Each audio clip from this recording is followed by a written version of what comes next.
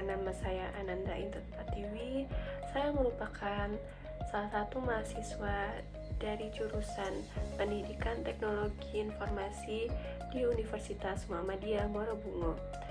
Dan pada semester ini saya mengambil mata kuliah MMK 1 atau Micro Teaching, di mana saya akan menjelaskan mengenai keterampilan dasar mengajar pada guru, yaitu aspek menjelaskan. Ada dua hal penting atau 2 poin yang sangat penting yang kita terapkan ketika ingin menjelaskan, yaitu merencanakan penjelasan dan yang kedua penyajian dalam menjelaskan. Dalam melakukan penjelasan, kita perlu juga melakukan penekanan terhadap informasi-informasi yang sangat penting dan yang perlu diketahui dan diulang-ulang juga, sehingga para murid dapat mengerti apa yang akan kita jelaskan. Nah, untuk sebagai acuan atau contohnya, mari kita simak video berikutnya. Assalamualaikum anak-anak, sehat semua ya. Dan tentunya kita hari ini harus ceria dan bahagia. Karena apa? Karena ketika ilmu yang kita dapatkan akan mendapati respon yang positif bagi diri kita. Dan sebelum memulai pembelajaran pada hari ini, ada baiknya kita berdoa terlebih dahulu kepada ketua kelas. Mohon disiapkan dan pimpin doa. Berdoa selesai. Apakah ada yang tahu sekarang kita sudah pertemuan keberapa? Ya benar, pertemuan yang keempat. Dimana nih Ibu sudah banyak hal-hal yang Ibu sharing ke kalian, dan tentunya Ibu harap kalian dapat meresapi ilmu yang apa Ibu sampaikan ya.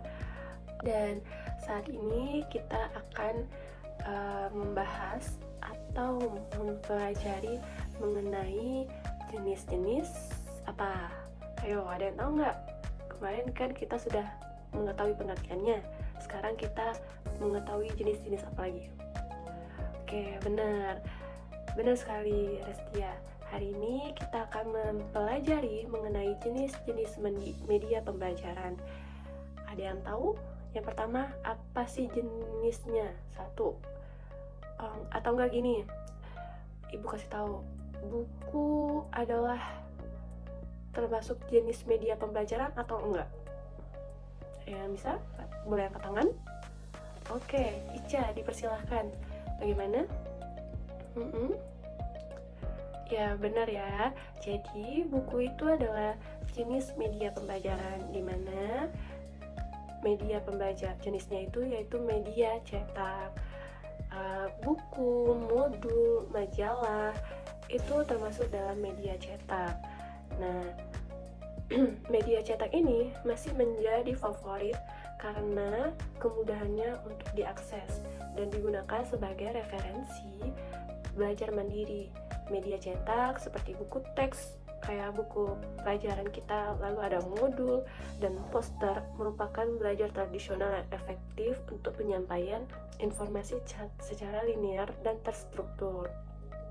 Ada yang tahu nggak keunggulan dari media cetak ini? Boleh? Oke, satu-satu ya. Ibu tunjuk nih kepada Tanti. Apa? Ya benar ya, keunggulannya itu dapat diakses tanpa perlu koneksi internet atau perangkat digital. Jadi sangat berguna untuk pembelajaran mandiri dan mudah dibawa serta digunakan kapan saja. Kayak kalau misalnya kalian menggunakan handphone, pasti itu tidak terlalu efektif ya, karena ketika kalian misalnya tidak ada sinyal di kota tersebut, apakah kalian masih bisa belajar menggunakan HP? Enggak kan? Dan juga HP ini negatifnya bisa terjadi low baterainya. Jadi media cetak inilah yang masih sangat terfavorit bagi kalangan masyarakat untuk dalam belajar ataupun mendapatkan informasi-informasi yang sangat baik. Oke, paham ya? Namun ada juga nih keterbatasan dari media cetak. Apa saja? Yaitu kurang interaktif dan mungkin tidak menarik bagi peserta didik yang lebih visual atau kinestetik. Jadi maksudnya itu tidak lebih visual itu terlalu monoton atau terlalu hanya membaca saja. Kalau misalnya tidak ada, pasti kalian itu tertarik nih, kayak baca buku itu ada suaranya, lalu ada gambar-gambarnya, atau bagaimanapun. Kalau hanya sekedar tulisan berbentuk hitam putih itu, pasti kalian bakalan kalian mumet, terus pusing di kepala kalian. Oke ya, paham? Oke, yang kedua ada jenis apa lagi nih media pembelajarannya? Ada yang bisa angkat tangan mungkin? Atau mau ibu tunjuk? Yang belajar semalam siapa aja? Oke, Ica saja. Apa Ica yang kedua? Ya, benar. Yang kedua ini ada media audio dan visual, di mana ini meliputi video pembelajaran seperti film dokumenter, lalu ada slide-nya atau lanjutan dari video tersebut, audio tersebut, lalu ada suara di dalam bukunya tersebut. Nah, media ini efektif untuk menyampaikan konsep melalui visualisasi dan narasi yang menarik. Media ini termasuk rekaman suara, film pendidikan, dan video yang mendokumentasikan proses atau konsep secara visual dan auditif. Dan keunggulannya ini sangat bagus ya, keunggulan media audio dan visual ini, dimana dapat membantu dalam memahami konsep yang kompleks melalui demonstrasi visual dan penjelasan auditif. Sangat berguna untuk pembelajaran bahasa dan materi yang memerlukan visualisasi. Jadi media ini nih, media audio dan visual ini yang paling sangat dikagumi sama masyarakat sekitar, apalagi anak-anak yang di usia seperti kalian, karena mempunyai suara, lalu ada filmnya, ada dokumentasinya, atau ada video dan audio yang muncul pada layar tersebut gitu. Lalu yang ketiga, ada yang tahu nggak nih apalagi yang ketiga jenis media pembelajaran kita? Ya, benar sekali, ada media digital ya anak-anak ibu. E-book, apakah ada yang tahu e-book? Atau ada yang pernah menggunakan aplikasi pembelajaran atau platform e-learning? Nah, masih ingat kan berarti waktu kita COVID-19 kemarin kita menggunakan e-book dan juga menggunakan platform e-learning karena kita waktu itu online ya pembelajarannya, tidak tatap muka.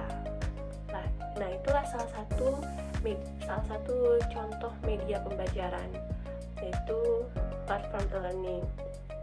Jadi bagian dari media digital yang memberikan akses mudah ke sumber belajar dari mana saja dan kapan saja, termasuk e-book, aplikasi pembelajaran, dan platform e-learning yang menyediakan konten interaktif dan multimedia juga.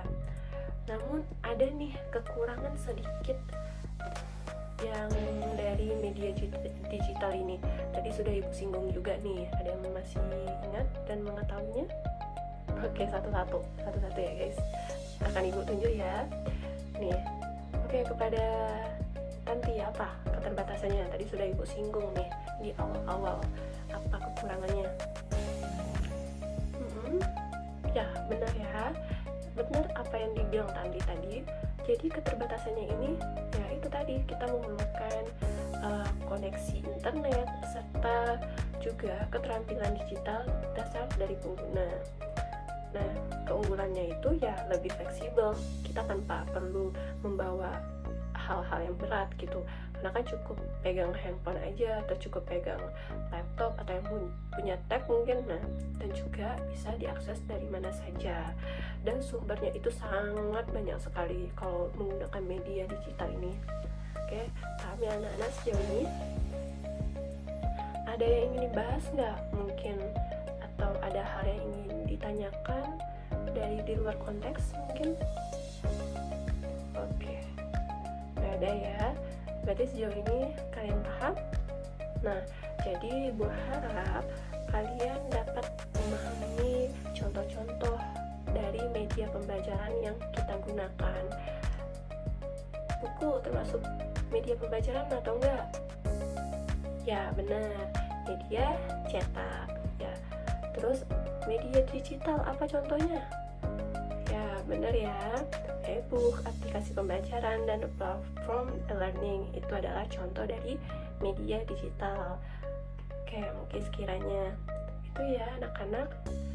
Baiklah, itulah contoh dari aspek menjelaskan. Jadi ada baiknya kita melakukan juga penekanan terhadap informasi yang kita jelaskan, dan kita juga harus mengetahui nih hal penting apa atau hal yang harus kita ketahui tentang pembelajaran yang akan kita jelaskan. Terima kasih atas waktunya. Wassalamualaikum warahmatullahi wabarakatuh.